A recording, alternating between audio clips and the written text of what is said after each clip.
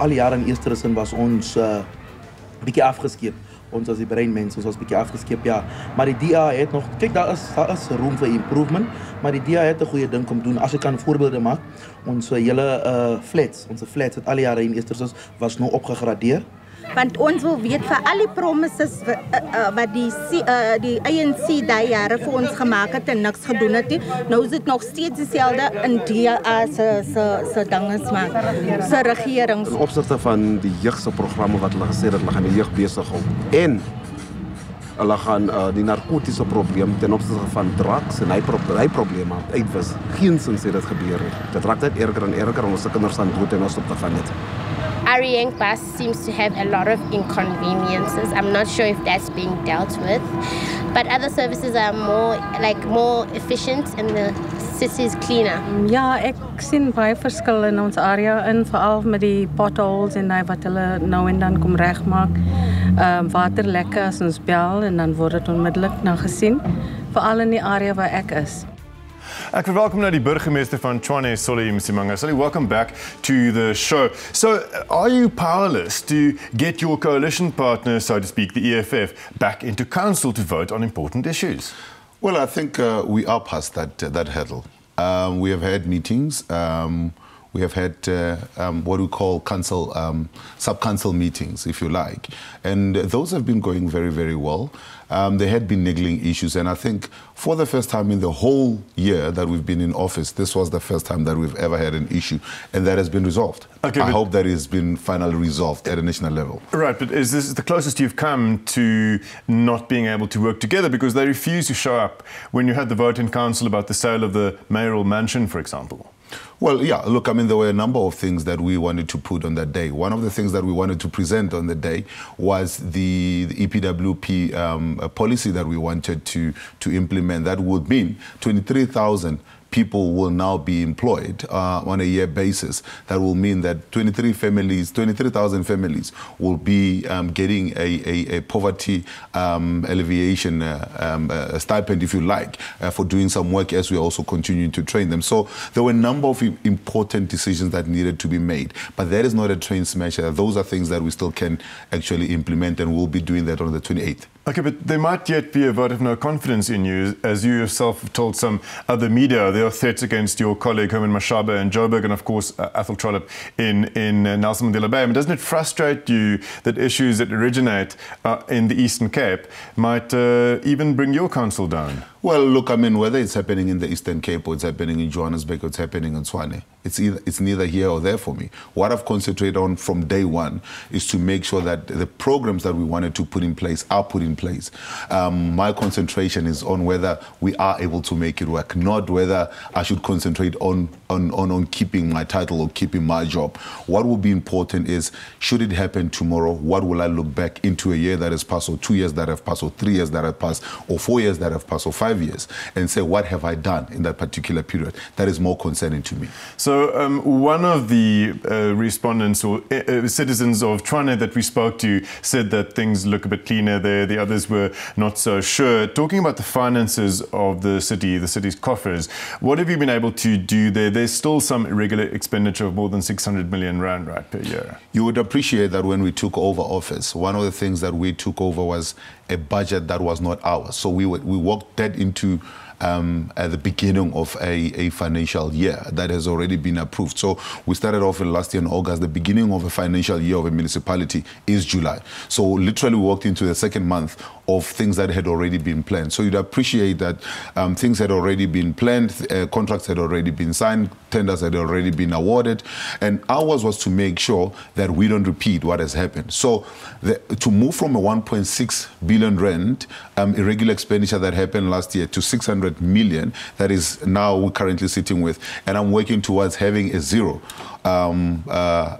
unauthorized expenditure in a budget that we are now putting together, or that we have put together, that is fully funded. That is also, for the first time, something that Treasury and the Department of Finance at a national and provincial government are happy with. Because you are still bound by all the legal contracts signed by your predecessor, the ANC, in the Tshwane Council. I mean, some of the more controversial projects have been the electricity meters and, of course, broadband broadband in Tshwane. Which of those can you legally dissolve or have overturned in court? Well, we are now sitting in court with 3. We're sitting in court with PEU, as you would know, the PEU contract. We're now in court with a broadband, which was heard yesterday and is going to be heard again tomorrow. These are billions of rands. Yeah, we're talking billions. I mean, give a typical example. If we come out of the electricity one, the smart meter one, the very next day, the city of Tshwane will be sitting with R1 billion extra in its account. So that tells you the magnitude of this. And it's quite interesting what we continue to find out. I mean, of late, we found out that the city manager then signed literally over 1,000 hectares of land illegally to an individual company. And when you follow all these documents that are there, you realize that council processes were not followed. You realize that the city is not getting anything in return for what is signed over. So there's a whole lot of things that we still need to fix in the next coming year or 2. Sure, but surely you also have some empathy now with your predecessors, because it's not easy to govern the capital city of South Africa, right? So at which juncture have you felt, goodness, it really was difficult for them and it's difficult for us because you face some of the exact same problems which the ANC mayor faced? Well, true. But the difference is, do you hide, do you cheat, or do you do what is right with what you have? What are the most difficult problems? I mean, your waste trucks are not allowed to go into some areas because people insist on subcontracting that service. Again, I say, do you hide, do you cheat, or do you face what you're sitting with and you do come up with solutions? One of the things I did was to call a number of co-ops in the township or small businesses and say, how do we make sure that we alleviate some of the frustration that you're sitting with? How do we make sure that we're able to create a space in which you're also able to have a significant role that you're playing in how in how government does business with business with big service providers, not excluding you in that. So you're able to then find each other there. So we are not saying exclude this one in order to feed that one. We're not saying at the same time not empower small business. And we are also not going to jump into artificially empowering small business, like creating car washes that will in a couple of months time turn into white elephants, creating a bakery in Soshanguve that in a couple of months the co-ops themselves are now fighting over who is now the real owner of that. So what we are doing is to say, how do we engage with you in the business that you are involved in, where you are involved, so that at the end of the day, you begin to prosper where you are. So not to try to artificially take you from where you are and make you what you're not, because then you end up having a recipe for disaster. So that is what we said we wanted to do, and we are proving that to be a success now going forward. Have you been able to prosecute any previous officials for corrupt activity? If I had my hair right now, I would have been pulling it, because we have press charges. We continue to check with the prosecuting authorities as to where we are.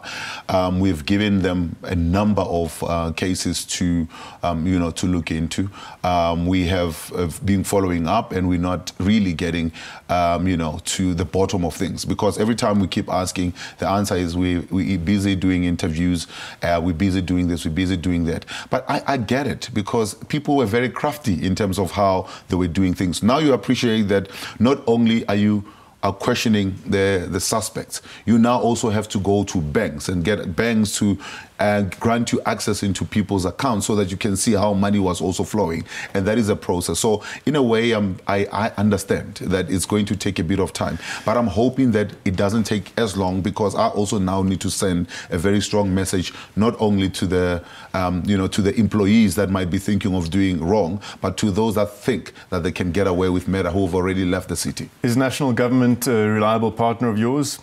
Well, look, I mean, at a provincial level, I must tell you, the relationship that we've had with the Premier and with some of the MECs have been, of mutual respect, have been of mutual agreement in terms of how we're working going forward. At a national level, we've had a number of instances where we've sent communication to, for instance, Minister Balula, in terms of trying to get some assistance in how we deal with issues of crime and drug in our society. So, it depends on who you're talking to. Some ministers and some MECs are they don't go into petty party politics, but they are concerned about service delivery and how we're able to work going forward. So, Msimanga, thank you very, very much. That's Thank all you. we have time for.